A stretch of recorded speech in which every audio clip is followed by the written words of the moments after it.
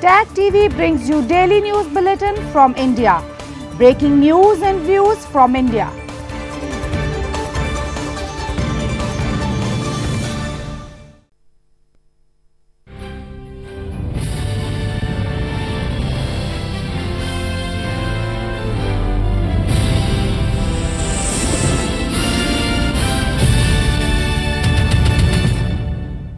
Good evening. Welcome to South Asia Newsline. I'm Lipakshi Khurana. Here are the top stories we're tracking for you on Tuesday, the 19th of February. Pakistani spy agency involved in Kashmir attack, says Indian Army commander.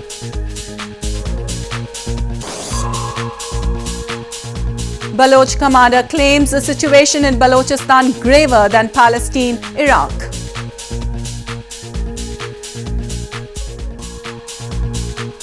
An Afghan presidential candidate, Atmar, accuses government of purging politicians.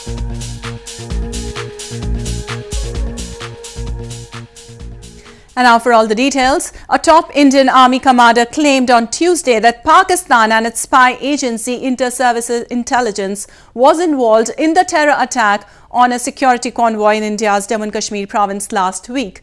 At least 40 Indian paramilitary personnel were killed last Thursday in the suicide car bombing, which was claimed by Pakistan-based Jaish-e-Mohammed terror group.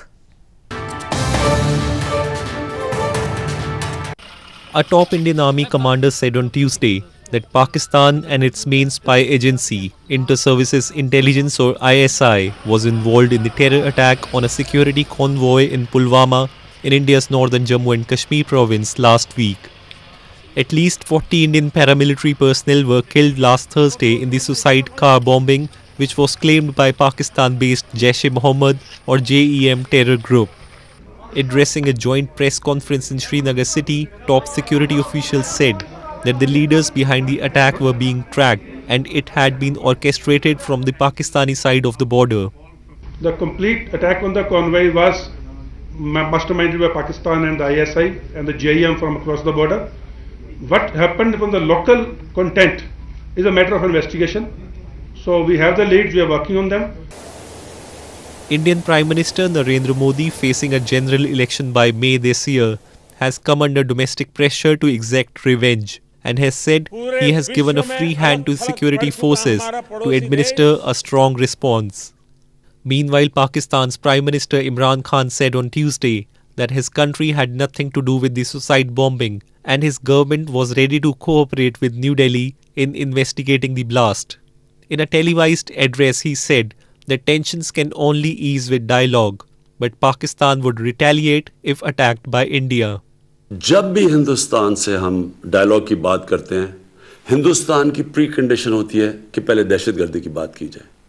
मैं आपको ये कहता हूं कि हम दहशतगर्दी की भी बात करने के लिए तैयार हैं। दहशतगर्दी एक सारे खित्ते का इशू है और हम बिल्कुल तैयार हैं क्योंकि हम चाहते हैं कि इस खित्ते में दहशतगर्दी खत्म हो।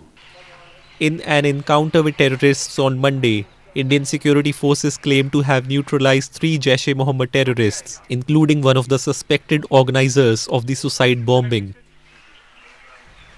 Indian Foreign Minister Sushma Swaraj on Monday held delegation-level talks with her Moroccan counterpart Nasser Bourita in Morocco's capital Rabat. Both the sides later signed for agreements to improve economic relations and combat terrorism. Morocco and India on Monday agreed to improve the economic relations and combat terrorism, including cross-border terrorism, militant financing and recruitment of militants. Indian Foreign Minister Sushma Swaraj, along with her Morocco counterpart Nasser Bourita, signed and exchanged 4 documents to boost economic ties and combat terrorism in Morocco's capital, the Indian Foreign Ministry said. Meanwhile, the Morocco's foreign minister assured his country is with India in the wake of a terror attack last week in India's Jammu and Kashmir that killed at least 40 paramilitary police personnel. व्यावसायिक visa को आसान करने वाला समझौता हम दोनों देशों के मध्य व्यापार बढ़ाने की दिशा में एक मील का पत्थर साबित होगा।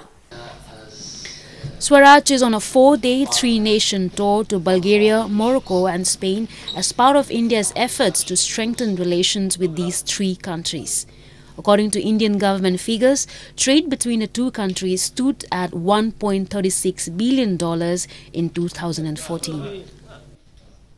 Moving on, the new head of Baloch Liberation Army, Bashir Zaib Baloch, while underlining the atrocities being meted out to people in Balochistan by Pakistan, has said that the situation is graver than Palestine, Iraq and in Afghanistan. Activists have long blamed those who dare to raise their voice against the oppression met with the brute high-handedness of Pakistani security forces in the region. Bashir Zaib Baloch, the new head of Baloch Liberation Army, while underlining the atrocities being meted out to people in Balochistan by Pakistan, has said that the situation is much graver than Palestine, Iraq and in Afghanistan. Widespread economic depredations through a structured design are the reality of Balochistan. The locals, activists and leaders who have dared to raise their voice against the oppression have met with the brute high-handedness of security forces. Over the past few years, thousands of Baloch political activists and intellectuals have disappeared, many brutally killed by Pakistan's army and intelligence agencies. One of the worst humanitarian crises in the world, it has, however, failed to gather enough international attention. वो कि Bloch उनके खिलाफ मुज़ाहमत भी कर रहे हैं और करते रहेंगे, आखिरी दम तक करते रहेंगे, क्योंकि बलोच कौम की बका और कौमी शिनाख्त का मसला है, बलोच की तशख़्ख़ुस का मसला है। फिर भी आज इंतहाई तेज़ी से बलोच वसाइल की लूट खसूट जारी सारी है। दूसरी तरफ नाकाम सीपैक को कामयाब करने के लिए भरपूर जो कोशिश कर रहा है चाइना और पाकिस्तान बलोचों के खिलाफ बलोच कौम को सफ़ायस्ती से मिटा रहे हैं। Activists have accused Pakistan has only stepped up its systematic violence in order to pave way for the much-hyped China-Pakistan Economic Corridor or CPEC in recent times. The people in Balochistan who are championing the cause of a free Balochistan are opposing the project which they say has exploited all their natural resources. Baloch freedom fighters, however, have vowed to resist this subjugation till the end of their lives. And in news from Afghanistan, Afghan presidential candidate Mohammad Hanif Atmar has accused the government of purging politicians as a move against president's political rivals ahead of the elections. Atmar's remark comes as a reaction to removal of a number of high-ranking officials last month by President Ashraf Ghani. Former National Security Advisor and Afghan presidential candidate Mohammad Hanif Atmar on Monday said the government had started purging politicians as a move against President Ashraf Ghani's political rivals ahead of the elections. This comes after President Ghani last month issued a decree removing a number of high-ranking officials including Mohammad Mohaqiq, who still continues his job as the second deputy of the chief executive. ما با دو مسئله روبرو شدیم.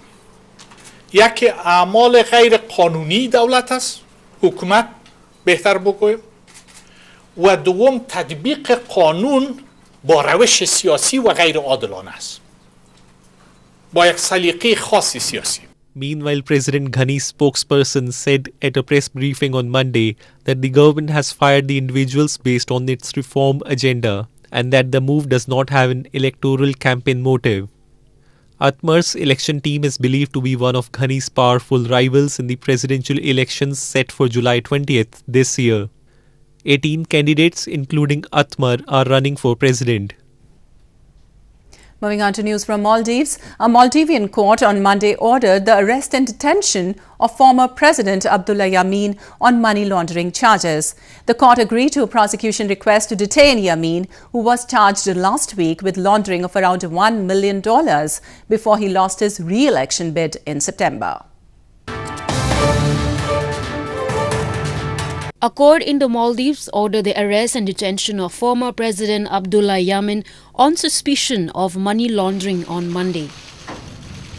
Yemen, who drew the Indian Ocean island country closer to China during his rule, is accused of receiving $1 million of government money through a private company, SOF Private Limited, which has been implicated in the corrupt deal to lease tropical islands for hotel development.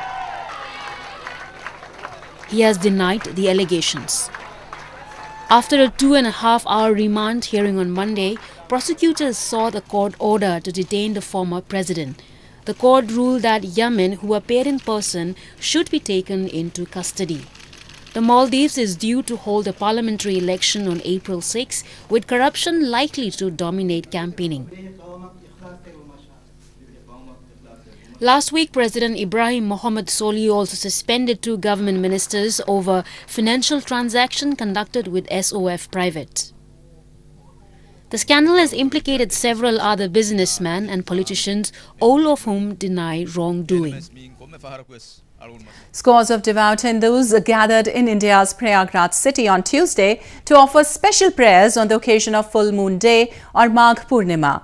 It is regarded as a bathing festival across the country, and a dip in the Ganges during the ongoing Kumbh fair holds high merit among the Hindus.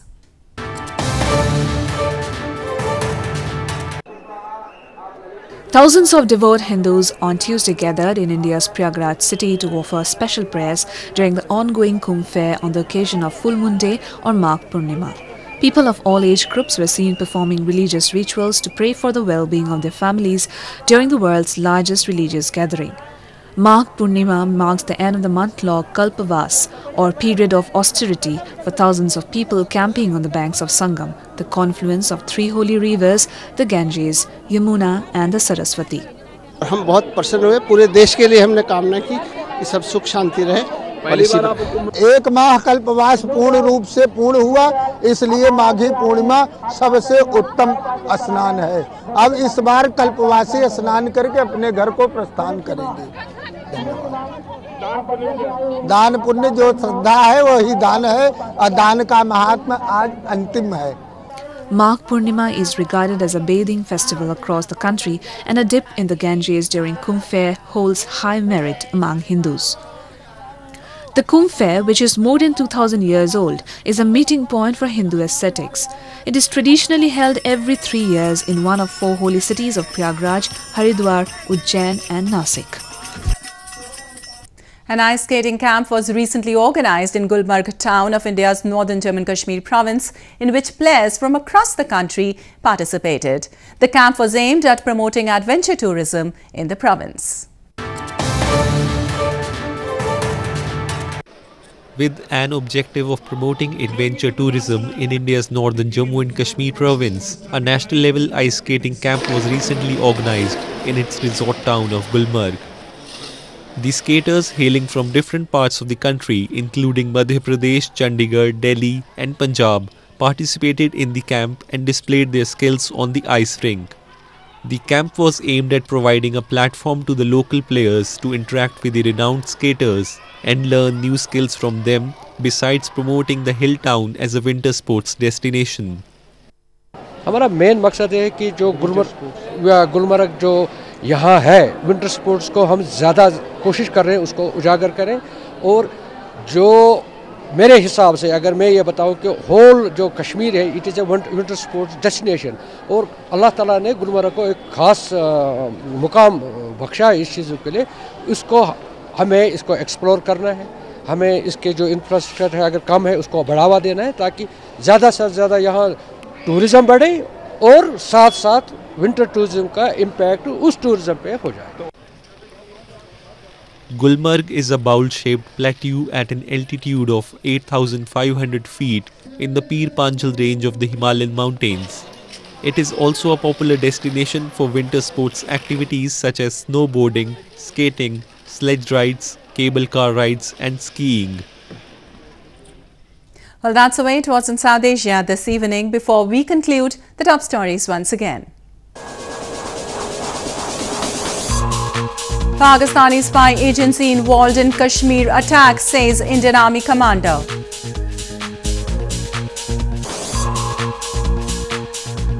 Baloch commander claims situation in Balochistan graver than Palestine, Iraq.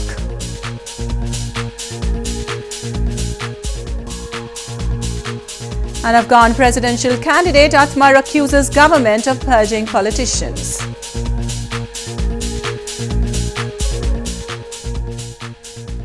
Now our viewers can watch the show on SouthAsiaNewsline.com. You can also visit us on Facebook.com/SAsiaNewsline and follow us on Twitter @SAsiaNewsline. That's all in tonight's edition. We'll see you same time tomorrow. Good night.